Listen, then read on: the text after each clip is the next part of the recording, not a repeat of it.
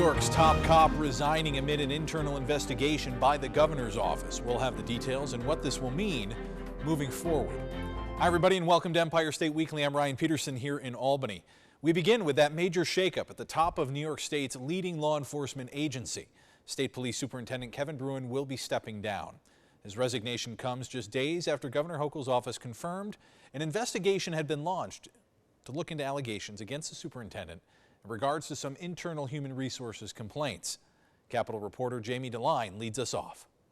New York State Police Superintendent Kevin Bruen will officially resign in 2 weeks. The governor stating, quote, "Today I accepted the resignation of State Police Superintendent Kevin Bruen. I thanked him for his years of public service. First Deputy Superintendent Stephen Negrelli will serve as acting superintendent on an interim basis as we conduct a thorough search for a superintendent who can lead this department in its important work." His resignation comes after the governor's office said there was an investigation into Bruen. However, her office wouldn't say exactly why. On Tuesday, a Times Union article was released saying there are allegations that Bruen shielded former human resource official Mary Ellen Tedesco from internal complaints due to their close working relationship. Tedesco told Albany's News 10 that she retired from the New York State Police after 40 years as a civilian employee. According to the state comptroller's office, she filed for service retirement on October 4th with a selected date of retirement of December 30th, 2022. The New York State Troopers Police Benevolent Association's board of directors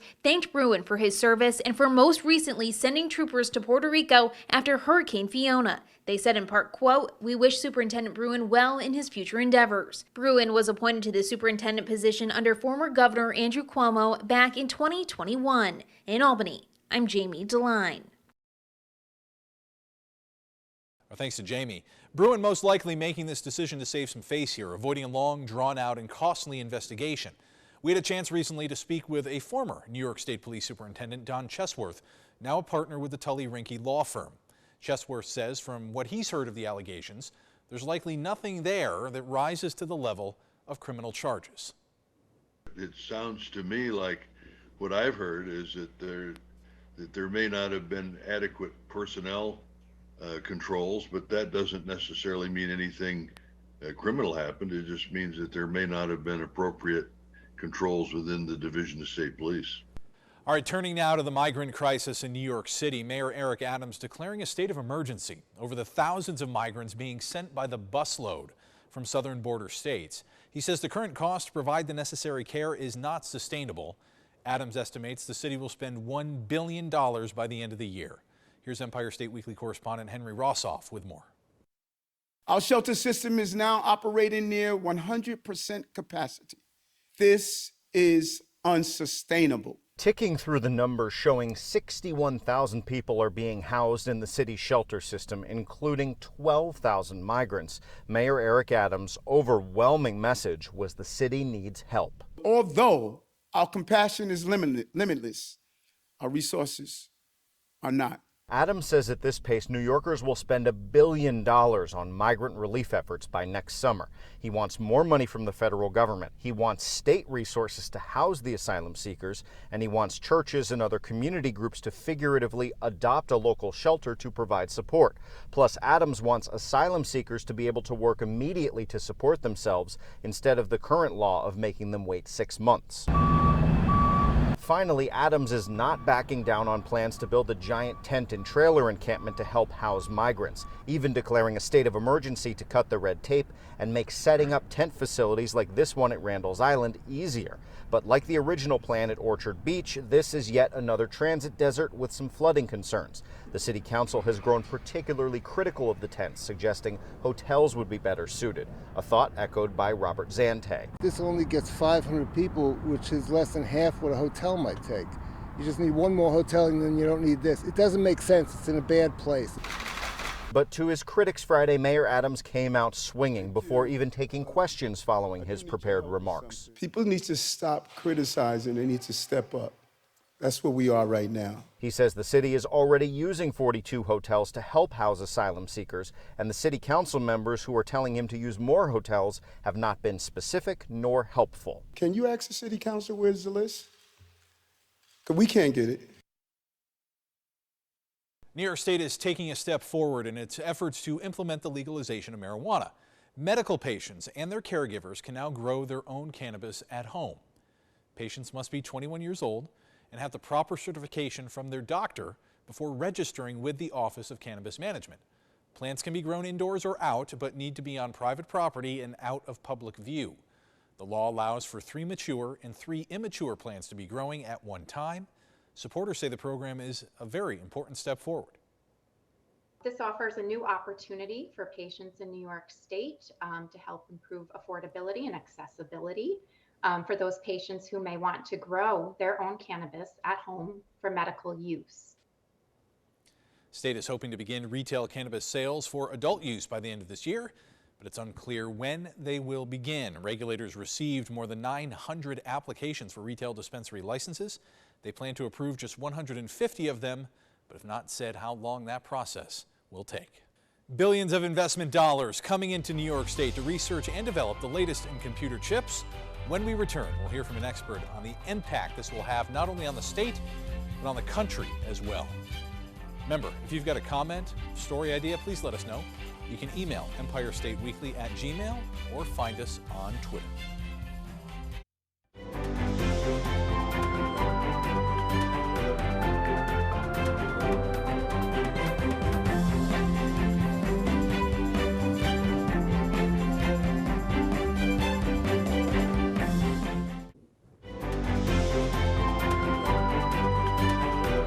Welcome back to Empire State Weekly. I'm Ryan Peterson here in Albany. President Joe Biden visiting New York this week, touting a strong jobs market and huge economic investments. His trip to the Hudson Valley's IBM plant coming just days after New York announced a huge chip manufacturing facility, the largest private investment ever made in state history. Empire State Weekly's Jamie DeLine has more on the president's trip. The president arrived at the Stewart Air National Guard Base early Thursday afternoon. Once getting off Air Force One, he met Governor Kathy Hochul, who was waiting for him, greeting her with a hug. From there, the two visiting Poughkeepsie's IBM campus, the president taking a tour of the facility. During his visit to Poughkeepsie, President Joe Biden calling New York the hub of advanced manufacturing. The company announced it's investing $20 billion in manufacturing over the next decade, which will create more jobs in the Hudson Valley region. The money will be put towards expanding technology such as computers, semiconductors, and artificial intelligence. Future chips industry is going to be made in America. That's not hyperbole. That's a fact. It's going to be made in America. And making these chips in America is going to create new businesses for countless small manufacturers and suppliers into the supply chain that's going to thrive. IBM's announcement follows Micron's $100 billion announcement to create chips in central New York. Micron will be bringing direct jobs of over 9,000, indirect over 50,000, to be the world's leading manufacturer of semiconductor chips.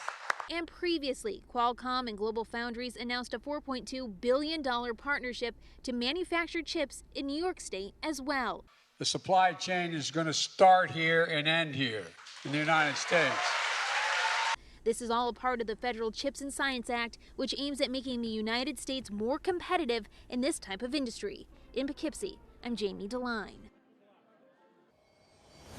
All right, for more now on the semiconductor industry, chip manufacturing here in New York State, and that big announcement this week is Kevin Eunice, Chief Operating Officer, Executive Deputy Commissioner for Empire State Development. Kevin, thanks so much for joining us.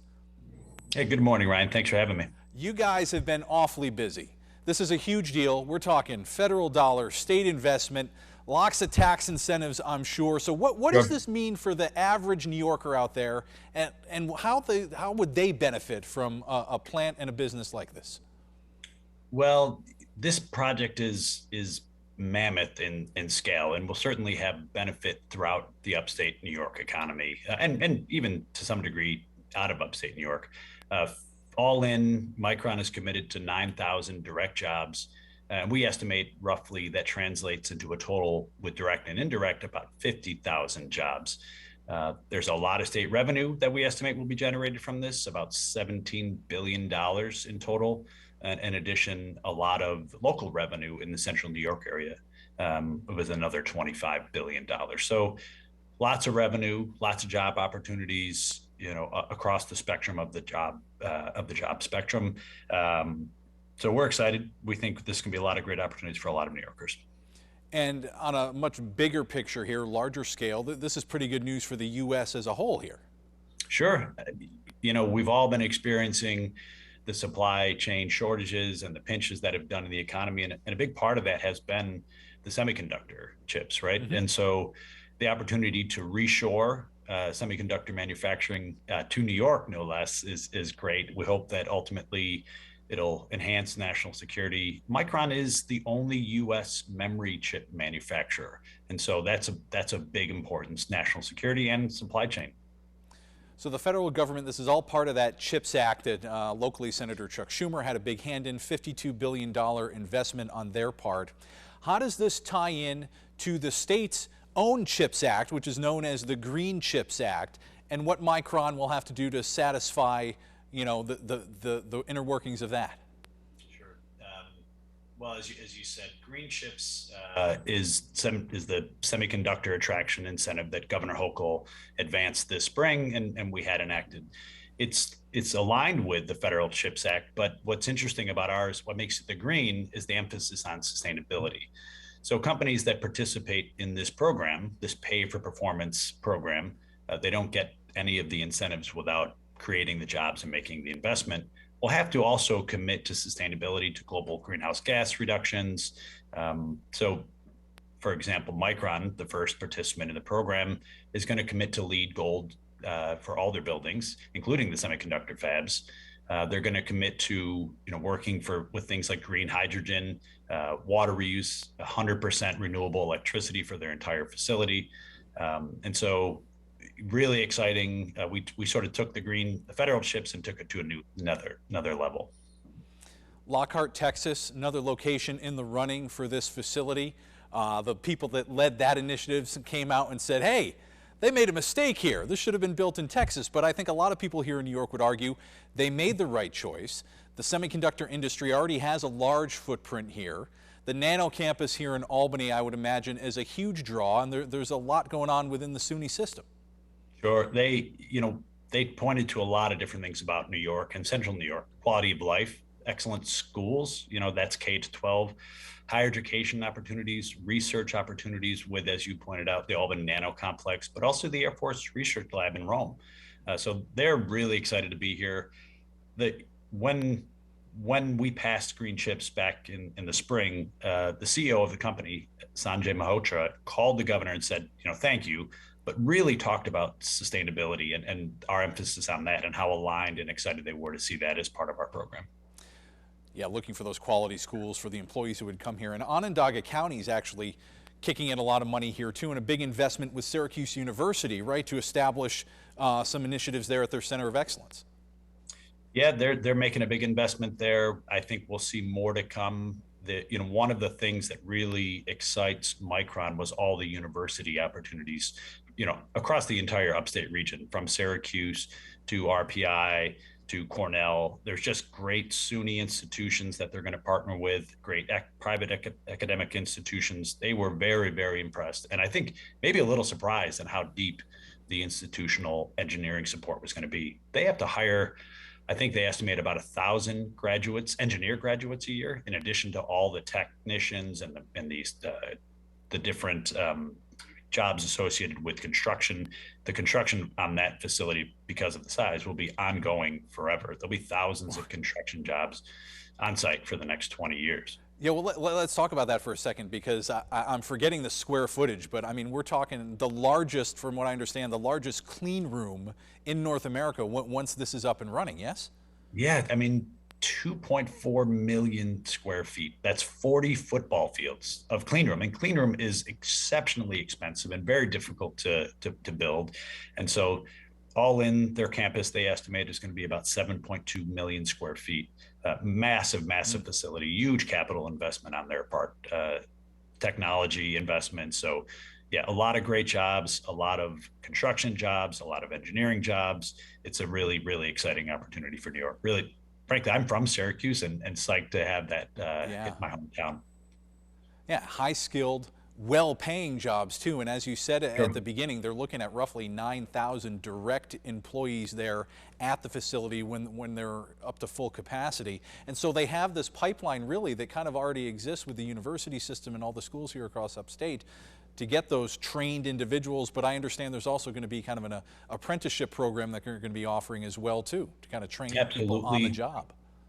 Oh, sorry, I didn't mean to cut you off there. One of the big commitments out of Migrant here is a $500 million community investment fund, and that will focus on a number of things, but workforce is absolutely one of them. Partnering with academic institutions, but also partnering with different workforce organizations will make sure that folks from disadvantaged populations get opportunities here. So they're committed, we're committed. You know, their goals and our goals uniquely align, and I think was a big part of why they chose New York. Kevin, thank you so much for your time. Congratulations. This was a huge announcement. Looking forward to what the future brings. Yeah. Thanks, Ryan. I appreciate your time. Have a good one. You too. A federal judge halting New York's latest gun laws. According to that judge, parts of the restrictions are unconstitutional. What this means for gun owners and how the state plans to respond. Remember, if you got a comment, story idea, let us know. Email us at empirestateweekly@gmail.com or seek us out on Twitter.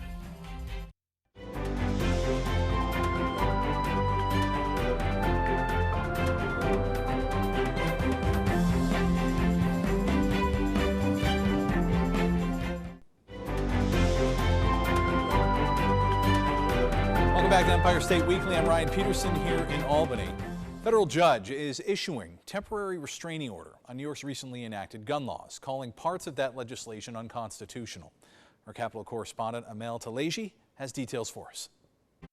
The lawsuit was established by 6 gun owners from upstate New York.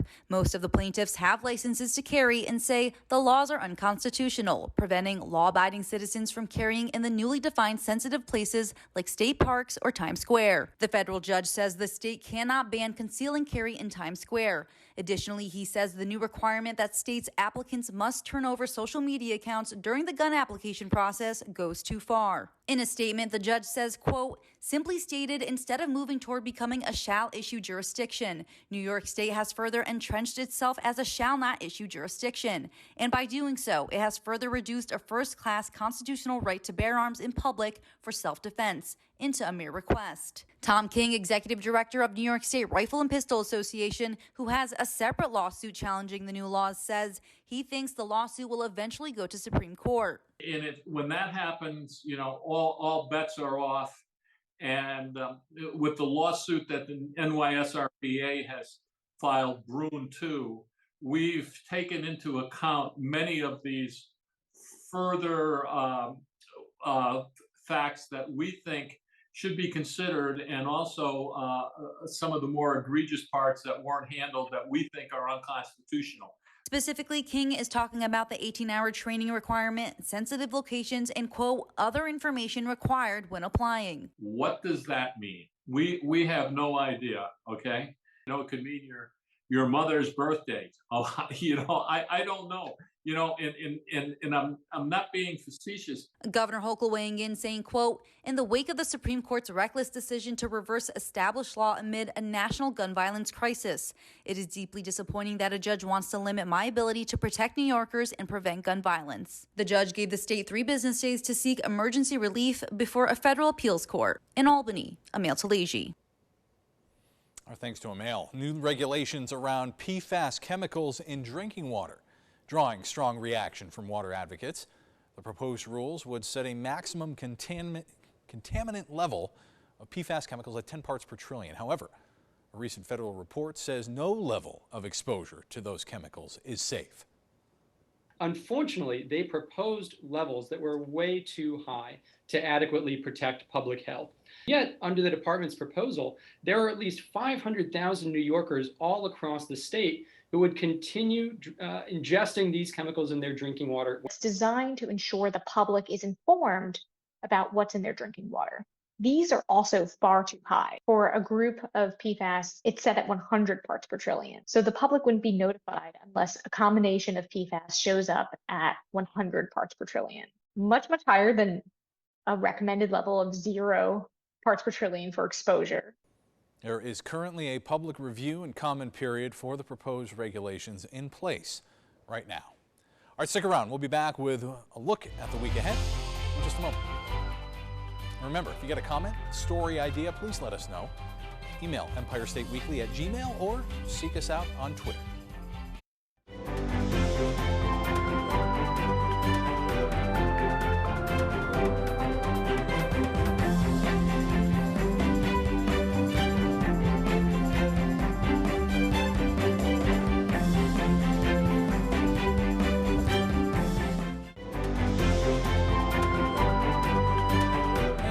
From us here on Empire State Weekly, COVID cases unfortunately on the rise again. CDC is once again recommending universal masking in public spaces to slow the spread. This comes as flu season is upon us. A recent flu surge in Australia has some medical experts concerned about a possible heavy flu season here in the U.S. We will track the latest guidance from physicians for you, keeping you and your loved ones safe. Stay tuned, we'll keep you updated. From all of us here on Empire State Weekly, I'm Ryan Peterson in Albany. We'll see you right back here next week. And don't forget, you can watch Empire State Weekly all over the state of New York. Here's the full schedule where you can find us on 10 television stations across New York.